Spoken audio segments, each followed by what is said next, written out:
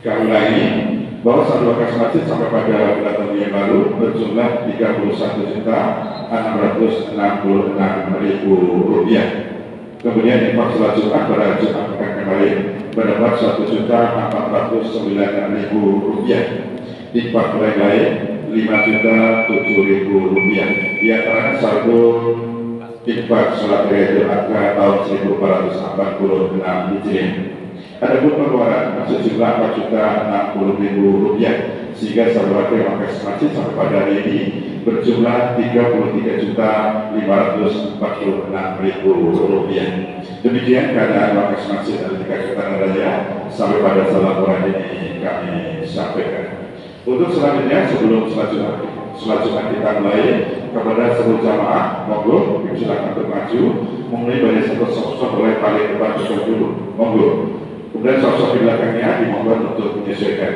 Bagi jamaah yang melakukan komunikasi untuk tidak lupa dinonaktifkan selama berlangsungnya pada sholat Jumat pada siang hari ini.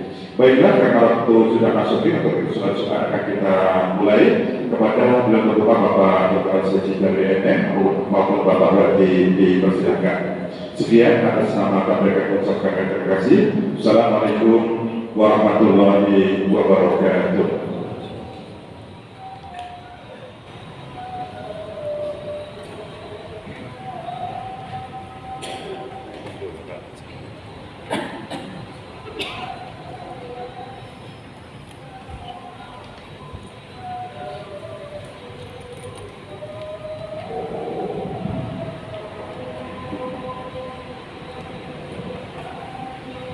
Sekali lagi mengingatkan masih kosong kondisi belakang, depan masih kosong. Yang di samping. Assalamualaikum warahmatullahi wabarakatuh.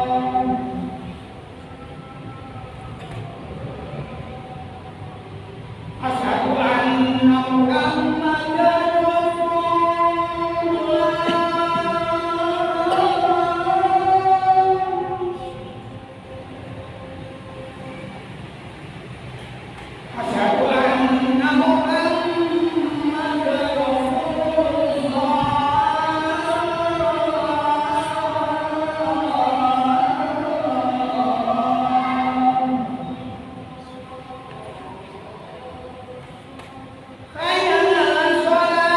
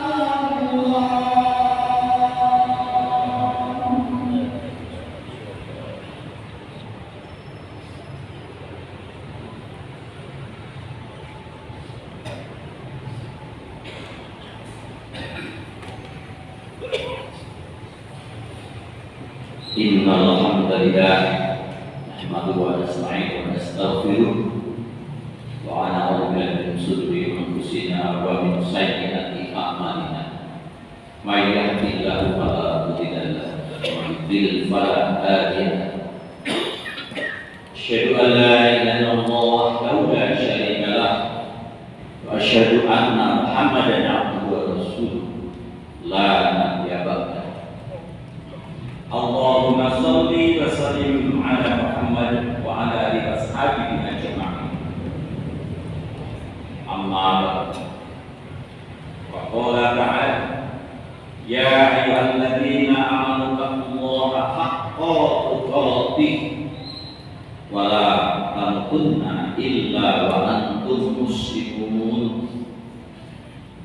Wa qala ya ayyuhan nasu taqu rabbakum alladzi khalaqakum min nafsin wahidah wa khalaqa minha zawjaha wa basa minhuma rijalan katsiran wa nisaa wattaqullaha alladzi tasaaluna bihi wal arham innallaha kana 'alaikum raqiba. Jamaah rahimakumullah. Pertama, selaku khotib hari ini saya berwasiat kepada saya sendiri dan juga kepada seluruh jamaah yang hadir hari ini. Marilah kita senantiasa untuk meningkatkan iman dan takwa kita kepada Allah, merawat keimanan yang sudah ada hari ini. Jangan sampai kendor kulit pengaruh berlalu tua. Bahkan senantiasa ditingkatkan terus, sehingga khotib dari Jumat selalu berwasiat ini, karena al-iman yang kisu wa yazid, iman itu selalu berwaktu. Insya Allah kehadiran hari ini membawa stamina baru. Iman dan takwa itu dalam bentuk istiqomah menjaga ketaatan kita kepada Allah, mentaati segala yang diperintah, menjauhi yang menjadi larang-larangannya, serta melaksanakan apa yang menjadi ridhonya dalam arti yang sesungguhnya. Kalau Allah Ta'ala inna akramakum indallahi atqakum, sesungguhnya yang paling mulia di sisi Allah bukan karena derajat manusianya, bukan karena pangkatnya manusia itu, bukan karena hartanya, bukan karena keturunannya, bukan karena kekuatannya, tapi bagi Allah adalah takwanya. Siapa yang paling takwa di antara kita bersama ini, itulah derajat yang paling mulia di sisi Allah. Oleh karena itu mari kita pertahankan jamaah Jumat rahimakumullah. Esensi ibadah kita semuanya itu, ibadah apapun itu adalah bertakwa, mendekatkan diri kepada Allah dalam bentuk menyembah kepada Allah, mengingat, selalu mengingat dimanapun kita berada kepada Allah dengan zikrullah, mengabdi dan berserah diri. Itu hakikat ibadah kita itu diantaranya. Dan yang terakhir, berserah diri inilah pamungkas dari segala semuanya yang kita laksanakan. Kita serahkan apapun kemampuan kita, semua ibadah kita serahkan hanya kepada Allah. Sedangkan perjalanan mendekatkan diri kepada Allah atau bertakwa banyak rintangannya, meskipun sesungguhnya Allah itu dekat dengan kita. Firman Allah, wa idza sa'alaka ibadi anni fa inni qarib ujibu da'watad da'i idza da'ani fal yastajibu li wa yu'minu bi la'allahum yarshudun. Apabila ada hamba bertanya kepada Muhammad tentang aku, maka sesungguhnya aku dekat. Aku kabulkan permohonan orang-orang yang berdoa apabila dia berdoa kepadaku. Hendaklah mereka memenuhi perintahku dan beriman kepadaku agar mereka memperoleh kebenaran. Allah itu dekat sama semuanya. Tetapi kenapa kita sering kok tidak Allah itu dekat? Karena kita yang menjauh dari Allah. Tapi hakikatnya Allah itu selalu dekat. Tetapi karena kita menjauh, sehingga meskipun dekat menjadi jauh. Imam Al-Ghazali menyebutkan ada 4 rintangan atau penghalang yang besar yang mengganggu keterkaitan kita dengan Allah.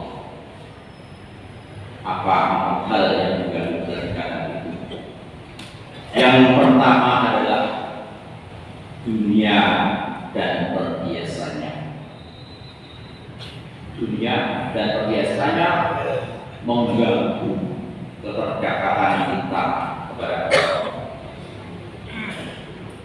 Siapapun yang ingin tingkatkan padanya kepada Allah, maka tidak boleh menjadikan dunia ini sebagai tujuan, tetapi dunia ini hanyalah sarana untuk mendekatkan diri kepada Allah. Tidak boleh membiarkan hati dikendalikan oleh dunia. Memang mencintai dunia adalah fitrah manusia,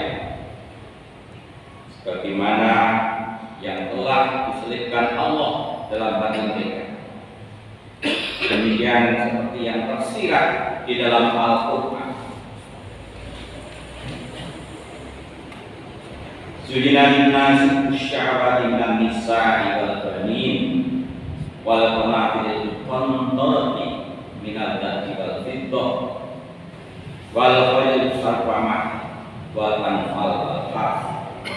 Dzalika mata'ul hayat dunya wallahu indahu husnul ma'ab. Dijadikan indah bagi manusia cinta pada dunia. Kecintaan pada dunia dan kesenangannya yang berupa perempuan, anak-anak, harta benda yang bertimbun dan tak terhingga, emas, perak, kuda-kuda pilihan. Kalau sekarang mungkin kendaraan, binatang ternak, dan salah ladang. Itulah kesenangan hidup di dunia dan sisi Allah tempat kembalinya.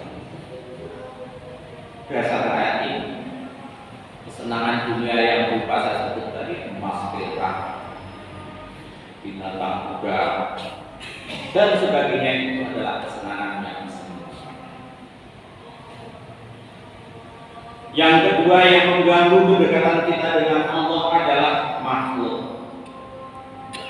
Artinya semua yang diciptakan Allah itu kadang-kadang mengganggu kedekatan kita dengan Allah, khususnya manusia. Sebab makhluk itu ada makhluk hidup dan ada makhluk yang tidak hidup. seperti misalnya tetangga, anak-anak kita, istri kita, keluarga kita, kolega kita, atasan kita, termasuk hewan piaraan yang mengasihkan, pelihara burung, pelihara binatang-binatang yang lucu, itu kadang-kadang membuat manusia lupa. Sebagaimana dinyatakan di dalam Al-Quran, ya ayyuhalladzina amanu inna min azwajikum wa auladikum aduwwan lakum fahzarhum wa in ta'fu wa tasfahu wa taghfiru fa innallaha ghafurur rahim. Wahai orang yang beriman, sesungguhnya di antara istrimu, anak-anakmu ada yang menjadi musuh bagimu. Maka berhati-hatilah kamu terhadap mereka. Surat Al-Taqabun ayat 14. Istri dan anak bisa menjadi sahabat, tapi bisa menjadi musuh. Tinggal bagaimana kita membawa. Penghalang yang ketiga adalah setan. Jelas setan adalah penghalang kita beribadah kepada Allah, mendekat kepada Allah. Sebab setan mengetahui sifat dan kelemahan kita, siap menggoda dari kiri, kanan, dan belakang, sehingga kebanyakan manusia tidak bersyukur. Allah sendiri menyatakan setan itu musuh yang nyata bagi manusia, senantiasa menyesatkan. Innahu lakum aduwwun mubin. Sesungguhnya setan itu adalah musuh yang nyata bagi kamu. Sehingga dari setan ini kita harus bisa tidak terbawa oleh setan. Masih Al-Ghazali mengutip, setan itu santai sementara engkau sibuk. Setan itu melihatmu sedangkan engkau tidak melihatnya. Engkau melupakannya sedangkan setan tidak melupakanmu. Lagi pula setan itu memberi banyak menolong dalam hidup. Maka doa kita, Billahi minasyaitonir rajim. Ya Allah, aku selalu berlindung kepada Allah dari godaan setan yang berat. Yang keempat atau yang terakhir adalah nafsu, terutama nafsu amarah yang selalu menyuruh kita kepada itu. Nafsu sebagai penghalang untuk mendekatkan kita kepada Allah. Seperti disebutkan dalam Al-Quran, sesungguhnya nafsu itu selalu mendorong kepada kejahatan, kecuali nafsu yang didorong Allah. Terakhir, Allah dari memberikan 3 cara untuk memecahkan keinginan nafsu. Yang pertama adalah menekan keinginan syahwat, 2 menahan beratnya beban ibadah, dan 3 selalu memohon pertolongan kepada Allah. Demikianlah episode ini. Ada 4 hal yang selalu kita perhatikan. Jangan sampai kita kedekatan kita dengan Allah terganggu oleh dunia dan perhiasannya, terganggu oleh makhluk-makhluk Allah, terganggu oleh setan, dan yang terakhir terganggu oleh nafsu. Mudah-mudahan kita menjadi manusia yang bertakwa kepada Allah. Barakallahu fi Qur'anil Karim wa nafa'ani wa iyyakum bima fihi minal ayati wa dzikril hakim.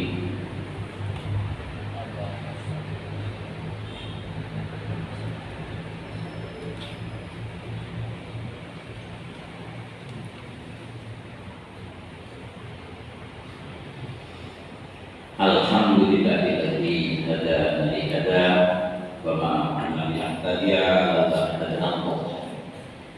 Asyhadu an la ilaha illallah wahdahu la syarika lah wa asyhadu anna Muhammadan abduhu wa rasuluh la nabiyya ba'dahu. Allahumma shalli wa sallim ala sayyidina Muhammad wa ala alihi wa sahbihi ajma'in. Faqala ta'ala inna Allaha wa malaikatahu yusholluna 'alan nabi ya ayyuhalladzina amanu shollu 'alaihi wa sallimu taslima.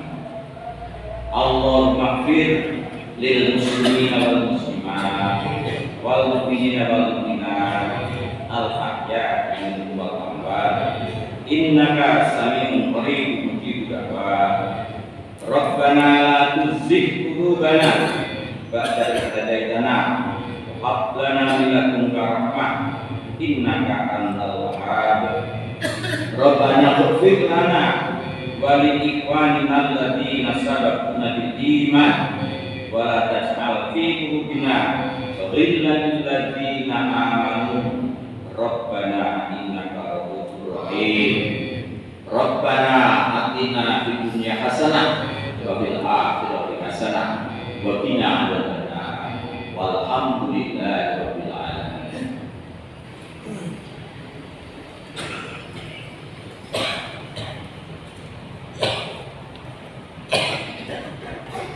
Allahu